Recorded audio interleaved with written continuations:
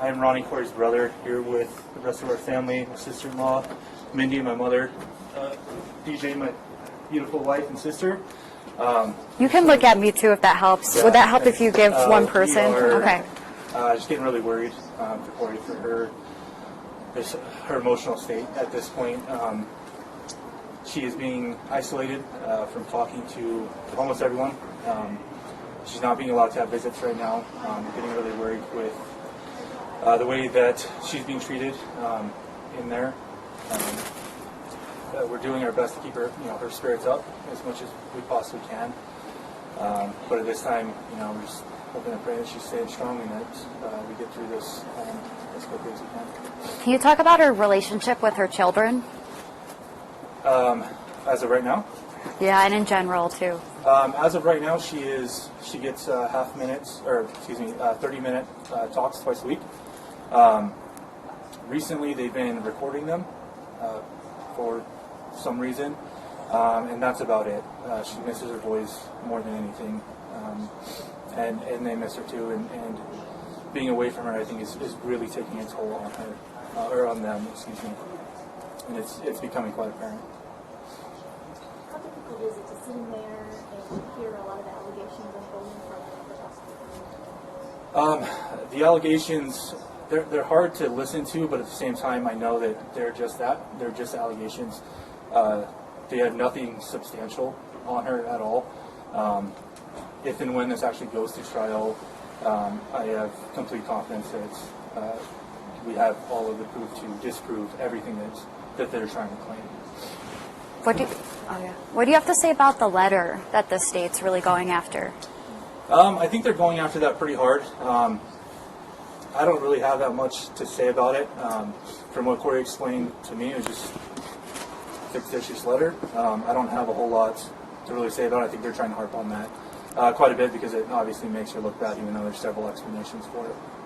She wasn't trying to convince you to say that you have this conversation with Eric. No, not at all. I've been outside of my mom and the closest one to their family, and trust me, I know everything that went on there. I don't need to be said or convinced to say anything that's not true. When did you first hear about the letter? I heard from it right after it got reported. One of the reporters in Park City called me and started asking me about it.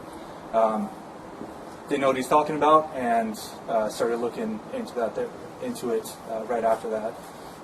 But that one kind of took me by surprise. Him calling and not really understanding what was going on, and then obviously the phone started blowing up after that. So, Ronnie, why are you so certain that Kouri did not do this? because I know my sister. My sister, she can't even squash a spider. She loved Eric. She loved her family more than anything. And I hate to say that, unfortunately, she's being painted in this light for really bad reasons, really selfish reasons. And so, we've got to get through that.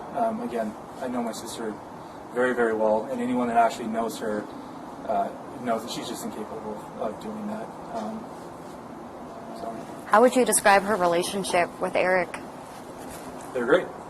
They've been married for a long time, had some ups and downs, like everyone that has been together for a long time, but, up until very recently, next to his, just before his passing, they're in the best spot that I'd ever seen him in. So, yeah, no, they were wonderful. She's studying the OSA and wants to be an attorney? Yes, yeah, she knows what's happening to her is it's unfair, it's not right, and she wants to help defend anyone else being put into her situation unfairly. So if Kouri did not do this to Eric, how do you think Eric died with that fentanyl? My thoughts on it is accidental overdose. That's my opinion. Could have been a number of things, but that seems to be the simplest answer to me, and that's typically what the right one is. The simplest answer is typically the correct answer. Does that surprise you? Did you know that he allegedly was to that, or would want to keep it? Sorry. There was a lot of talk today about kind of the public eye already trying this, coming up with a decision. Do you want to say anything about that? We're hearing from the family now for the first time. Yeah, as far as the case goes, I am 100% confident in how this is going to go. My biggest fear that we have is really finding a jury pool that hasn't already been taken by the prosecution. Do you think she can get a fair trial? I would find it very unlikely for her to do it in this county.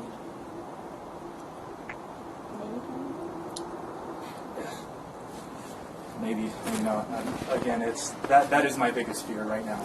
Is that because of what has been put out by her